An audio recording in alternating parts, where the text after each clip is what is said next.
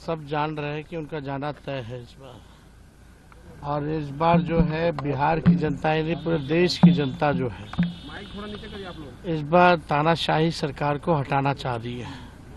और जो कल का जो चुनाव हुआ, जो कल की तीसरा चरण का, उसमें हम लोग जो है बहुत ही अच्छे पोजीशन पे हैं। जो लोग चुनाव से पहले कुछ समझते थे, अब सब लोग जो है धीरे धीरे उंगली चबाने का काम कर रहे हैं।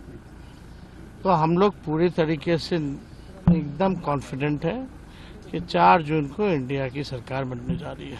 लालू जी के बयान के बाद प्रधानमंत्री अब लालू जी पर अटैकिंग हो गए हैं कि आप अरे वो कब नहीं लालू जी पे बोलते हैं, दिन भर तो हम ही लोग को बोलते रहते हैं। हाँ, आप देखिए ना, लगातार हमको भी दूसरे राज्य में जाकर के गाली दे रहे हैं क्योंकि घबराए हुए हैं, डरे हुए हैं।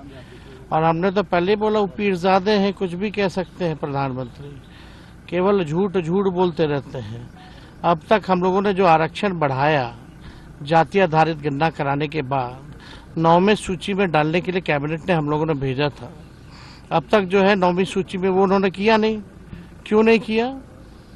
क्योंकि उसमें ओबीसी का, ईबीसी का, एससी का, एसटी का, सब लोगों का आरक्षण हम लोगों ने बढ़ाने का काम किया। और देश भर में सबसे ज्यादा अगर है तो 75% आरक्षण बिहार में दिया गया। तो उस पर तो चुप्पी साधे हुए रहते हैं। और यही जब जाति आधारित गणना हम लोग करा रहे थे, सॉलिसिटर जनरल को खड़ा करके उसका सुप्रीम कोर्ट में विरोध करा रहे थे। एफिडेविट में भी आप लोगों ने देखा था जो उन लोगों ने दायर किया था। तो इन लोगों की करनी और कथनी में भारी अंतर है। प्रधानमंत्री जी धर्मशास्त्र सिखाता है धर्म के साथ साथ कर्म की भी बातें करें।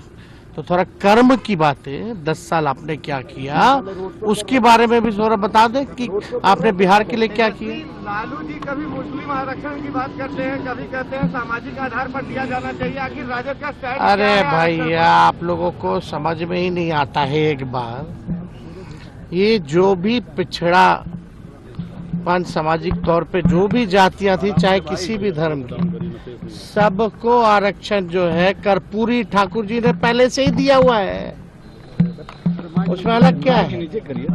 और आप सब लोगों को समझना चाहिए, ये जो संविधान जो खत्म करना चाह रहे प्रधानमंत्री, ये लोग जो लोकतंत्र खत्म कर रहे हैं, जरा उनसे भी तो सवाल पूछो। 9वीं सूची में आपने क्यों नहीं डाला जो हम लोगों ने आरक्षण बढ़ाया?